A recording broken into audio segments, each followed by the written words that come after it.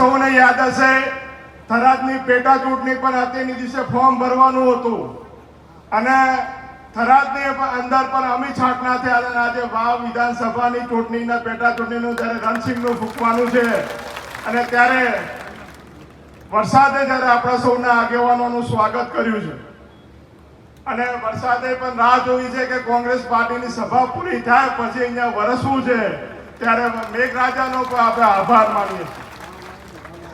આ વાવ વિધાનસભાની જનતા 2012 હોય 17 હોય 22 હોય કે 24ની લોકસભાની ચૂંટણી હોય ત્યારે હમેશા વાવનો વટ રાખ્યો તો વાવ સોયગામ બાભાની જનતાએ રાખ્યો છે તે બદલ પણ ખૂબ ખૂબ અભિનંદન આપું। અહીંયા સ્વાભિમાન જોઈએ છે, બીજું કઈ જોતું નથી। ઘણા ઓફરો આવે, લાલચો આવે, બધી ઠુકરાવીને આવે। ગરીબ સમાજની દીકરીને જ્યારે સંસદ બનાવી હોય, ધારાસભ્ય બનાવી હોય, નકાઈને બધું આપવા માટે આવ્યા હતા, તેમ છતાં બધું ના પાડીને વટ સાથે વૈજ્ઞાનિકબેનને 3-4 ચૂંટણીઓ જીતાડી છે, તેના માટે પણ અભિનંદન આપીએ। ત્યારે આ લોકસભા વિધાનસભાની પેટા ચૂંટણી આવશે ત્યારે પણ ચૂંટણીની અંદર જેને પણ કોંગ્રેસ પાર્ટી ટિકિટ આપે પણ સાથે મળીને આપણે આ વિધાનસભાની પેટા ચૂંટણી પણ જીતવાની છે। આ ઠાકરસિંહભાઈ રબારી હોય ત્યારે હું વિધાનસભાની ચૂંટણી લડતો એની દીકરી વેન્ટિલેટર પર હોય તેમ છતાં દવાખાને મૂકીને મારા માટે પ્રચાર કરવા આવતા ઘણા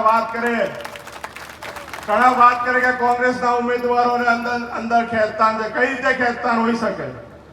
એની દીકરીને જીવન મરણના અંદર હોસ્પિટલમાં મૂકીને મારા માટે કરીને ફોર્મ ભરાવવા માટે આવતા હોય ત્યારે કોને ખેંચતા હોય?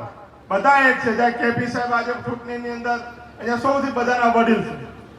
અહીંયા હું તો કહું કોંગ્રેસ પાર્ટી 300 પણ ઠાકોર સમાજ હોય, દલિત સમાજ હોય, રબારી સમાજ હોય, બ્રાહ્મણ સમાજ હોય કે નાની મેઘવાળ સમાજ, નાની સમાજમાંથી જેને પણ ટિકિટ આપશે ને કોંગ્રેસનો એક કાર્યકર્તા એને જીતાડવા માટે દિવસ રાત એક કરશે, કોઈ નહીં હોય। જેમ સંસદમાં જ્ઞાનીબેનને જીતાડીને આખા દેશની અંદર વટ પાડ્યો છે, એવી રીતે આપણે આ વાવ વિધાનસભા પેટા ચૂંટણી પણ જીતીને આપણે સૌએ ફરતી એક વખત વટ પાડવાનો, વાવનો વટ કેવો હોય આખું ગુજરાત દેખે એના માટે આપણે સૌ આજે ભેગા થયા છે। આમ તો જ્ઞાનીબેનના મોમેરા આપણે 2-3 વખત ભર્યા પણ આ વખતે હાથી મોમેરા માતરે આજે જ્ઞાનીબેન બધાને ખવડાવવા માટે નોતર્યા છે, તે બદલ પણ એમનો આભાર માનીએ। સૌથી છેલ્લું વાવ વિધાનસભાનું સંમેલન રાખ્યું છે, આખા જિલ્લાએ એમનું સ્વાગત કરી નાખ્યું। બેન ઓળખો હાલતા બધા સ્વાગત કર્યું, સન્માન કર્યું। તમે વાવ વાળા બાકી છો તો વાવ વાળા બધા કરતા હવાયું કરીને આજે તમારું સન્માન પણ કર્યું અને વાવનો તો વાત આભાર માનીએ બેન એટલી ઓછી છે કે તડકાઓ છોડો જોયા વગર તકલીફો વેઠીને પણ તમારા સાથે બધા જ્યારે ઉભા રહ્યા છે ત્યારે આ વાવની જે તુલ્ય જનતાનો ખૂબ ખૂબ આભાર। યુવા મિત્રો હજારોની સંખ્યામાં આજે બાઇક રેલી કરી છે। વરસાદ હતો તોય બધા રાજસ્થાનમાં કેમ રોઠા રહીને વરસાદમાં ભીના થતા પણ આજે અહીંયા આપણા સ્વાગત કર્યું છે, એ માટે પણ અભિનંદન।